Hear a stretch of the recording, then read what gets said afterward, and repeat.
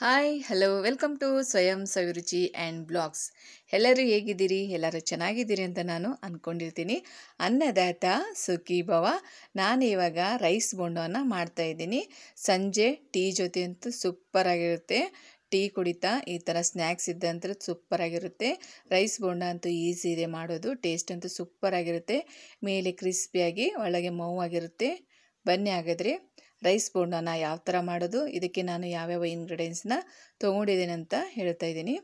ಇವಾಗ ಇಷ್ಟು ಅಜ್ವೈನ್ನ ತೊಗೊಂಡಿದ್ದೀನಿ, 2 ಸ್ಪೂನ್ ಆಗೋಷ್ಟು ಜೀರಿಗೆ, ರುಚಿಗೆ ತಕ್ಕಷ್ಟು ಉಪ್ಪು, ಚಿಕ್ಕದಾಗಿ ಕಟ್ ಮಾಡ್ಕೊಂಡಿರುವಂಥ ಹಸಿಮೆಣಸಿಕಾಯಿ 5ರಿಂದ 6 ತೊಗೊಂಡಿದ್ದೀನಿ, ಚಿಕ್ಕದಾಗಿ ಕಟ್ ಮಾಡ್ಕೊಂಡಿರೋಂಥ ಈರುಳ್ಳಿ ಮತ್ತು ಕೊತ್ತಂಬರಿ ಇವಿಷ್ಟನ್ನು ತೊಗೊಂಡಿದ್ದೀನಿ. ಚಿಕ್ಕದಾಗಿ ಕಟ್ ಮಾಡಿಕೊಂಡು ಅಷ್ಟನ್ನು ತೊಗೊಳ್ಳಿ.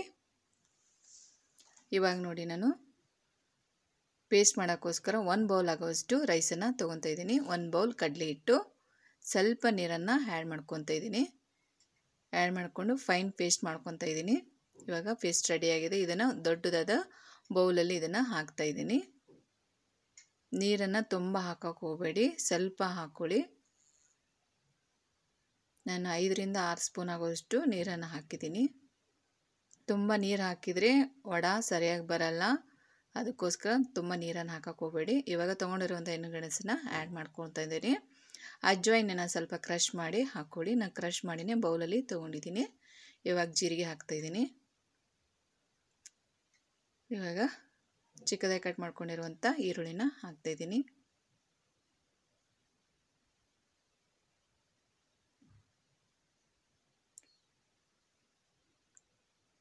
ತೊಗೊಂಡಿರುವಂಥ ಹಸಿಮೆಣಸಿಕಾಯಿನ ಹಾಕ್ತಾಯಿದ್ದೀನಿ. ನಿಮಗೆ ಕಡಿಮೆ ಬೇಕಂದರೆ ಕಡಿಮೆ ಆ್ಯಡ್ ಮಾಡ್ಕೊಳ್ಳಿ ಖಾರನ. ಇವಾಗ ರುಚಿಗೆ ತಕ್ಕಷ್ಟು ಉಪ್ಪನ್ನು ಹಾಕ್ತಾಯಿದ್ದೀನಿ. ಕೊತ್ತಂಬರಿನ ಆ್ಯಡ್ ಮಾಡ್ತಾಯಿದ್ದೀನಿ.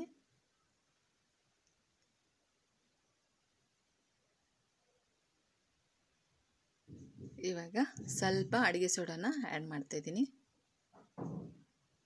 ತುಂಬ ಹಾಕೋಕ್ಕೆ ಹೋಗಬೇಡಿ, ಸ್ವಲ್ಪ ಒಂದು ಚಿಟಿಕೆ ಅಷ್ಟೇ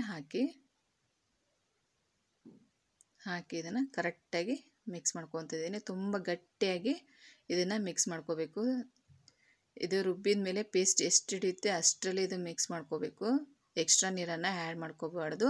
ಇವಾಗ ಮಿಕ್ಸ್ ಮಾಡಿದ ತಕ್ಷಣ ಇದನ್ನು ಫ್ರೈ ಮಾಡ್ಕೋಬೇಕು. ಇದನ್ನು ಇಡಬಾರ್ದು, ಇಟ್ಟರೆ ಇದು ನೀರಾಗುತ್ತೆ. ಅದಕ್ಕೋಸ್ಕರ ಇದನ್ನು ಮಿಕ್ಸ್ ಮಾಡ್ಕೊಂಡ ತಕ್ಷಣವೇ ಎಣ್ಣೆಯಲ್ಲಿ ಫ್ರೈ ಮಾಡಬೇಕು.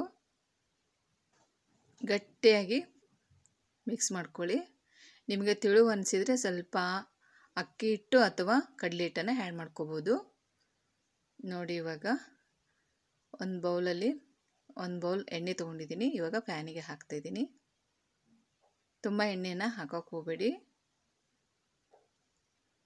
ಇವಾಗ ಎಣ್ಣೆ ಕಾದಿದೆ ನೋಡಿ. ಈ ಸೈಜಲ್ಲೇ ಪೂರ್ಣನ ಬಿಡಬೇಕಾಗುತ್ತೆ. ತುಂಬ ದೊಡ್ಡ ಸೈಜಲ್ಲಿ ಬಿಡೋಕೆ ಹೋಗಬೇಡಿ. ಈ ಥರನೇ ಹಾಕಬೇಕು. ಗಟ್ಟಿಯಾಗಿ ಮಾಡ್ಕೊಳ್ಳಿ ಹಿಟ್ಟನ್ನು.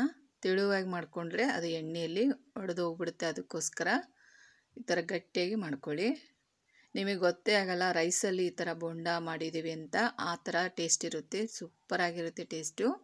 ನೀವು ಬೇಕಂದರೆ ಪಾಲಕ್ ಸೊಪ್ಪು ಅಥವಾ ಮೆಂತ್ಯ ಸೊಪ್ಪನ್ನು ಆ್ಯಡ್ ಮಾಡ್ಕೋಬೋದು. ಇವಾಗ ಮಕ್ಕಳು ಇಷ್ಟಪಡಲ್ಲ ಅಂದವರಿಗೆ, ಸೊಪ್ಪನ್ನು ಇಷ್ಟಪಡಲ್ಲ ಅಂದವರಿಗೆ ಈ ಥರ ರೈಸಲ್ಲಿ ಚಿಕ್ಕದಾಗಿ ಕಟ್ ಮಾಡಿಕೊಂಡು ಆ್ಯಡ್ ಮಾಡಿಕೊಂಡು ಈ ಥರ ಬೋಂಡ ಟೈಪು ಮಾಡಿದರೆ ತುಂಬಾ ಚೆನ್ನಾಗಿರುತ್ತೆ. ಎಕ್ಸ್ಟ್ರಾ ಆ್ಯಡ್ ಮಾಡ್ಕೋದಾದರೆ ಪಾಲಕ್ ಸೊಪ್ಪು ಅಥವಾ ಮೆಂತ್ಯ ಸೊಪ್ಪನ್ನು ಆ್ಯಡ್ ಮಾಡ್ಕೊಳ್ಳಿ. ಆದರೆ ಗಟ್ಟಿಯಾಗಿ ಮಿಕ್ಸ್ ಮಾಡಿಕೊಂಡು ಮಾಡ್ಕೊಳ್ಳಿ. ನೋಡಿ ಈ ಥರ ಚೆನ್ನಾಗಿ ಫ್ರೈ ಮಾಡ್ಕೊಳ್ಳಿ. ಸಂಜೆ ಟೀ ಜೊತೆ ಅಂತೂ ಸೂಪರಾಗಿರುತ್ತೆ. ಇವಾಗ ಮಳೆ ಬರ್ತಾ ಇರುತ್ತೆ, ಅವಾಗಂತೂ ಟೀ ಕುಡಿತಾ ಈ ಥರ ಸ್ನ್ಯಾಕ್ಸ್ ಇದ್ದಂತೂ ಸೂಪರಾಗಿರುತ್ತೆ. ನಿಮಗೆ ಗೊತ್ತೇ ಆಗಲ್ಲ ರೈಸಲ್ಲಿ ಇಷ್ಟು ಟೇಸ್ಟಿಯಾಗಿ ಬೋಂಡ ಮಾಡ್ಬೋದಂತ, ಅಷ್ಟು ಚೆನ್ನಾಗಿರುತ್ತೆ. ಈ ಸೈಜಲ್ಲೇ ಮಾಡ್ಕೊಳ್ಳಿ, ತುಂಬ ದೊಡ್ಡ ಸೈಜಲ್ಲಿ ಮಾಡ್ಕೋಕೆ ಹೋಗಬೇಡಿ. ಯಾಕಂದರೆ ಮೇಲೆ ಕ್ರಿಸ್ಪಿಯಾಗಿ ಒಳಗೆಲ್ಲೇ ಹಸಿ ಇಟ್ಟು ಹಾಗೆ ಉಳಿದ್ಬಿಡುತ್ತೆ. ಅದಕ್ಕೋಸ್ಕರ ಚಿಕ್ಕ ಸೈಜಲ್ಲೇ ಮಾಡ್ಕೊಳ್ಳಿ. ಕಂದು ಬಣ್ಣ ಬರೋವರೆಗೂ ಚೆನ್ನಾಗಿ ಇದನ್ನು ಫ್ರೈ ಮಾಡ್ಕೊತಾ ಇದ್ದೀನಿ. ಗ್ಯಾಸನ್ನು ಆಫ್ ಇಟ್ಕೊಂಡೆ ಫ್ರೈ ಮಾಡ್ಕೋಬೇಕು ಇದನ್ನು. ಇವಾಗ ಫ್ರೈ ಆಗಿದೆ, ತೆಗಿತಾ ಇದ್ದೀನಿ.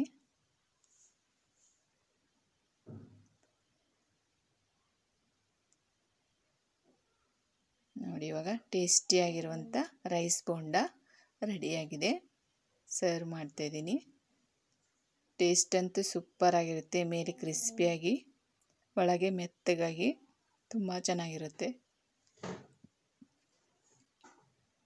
ನೋಡಿ, ಫಸ್ಟ್ ಟೈಮ್ ನಮ್ಮ ಚಾನಲ ನೋಡ್ತಾಯಿದ್ರೆ ನಮ್ಮ ಚಾನಲ್ನ ಸಬ್ಸ್ಕ್ರೈಬ್ ಮಾಡಿ, ಶೇರ್ ಮಾಡಿ.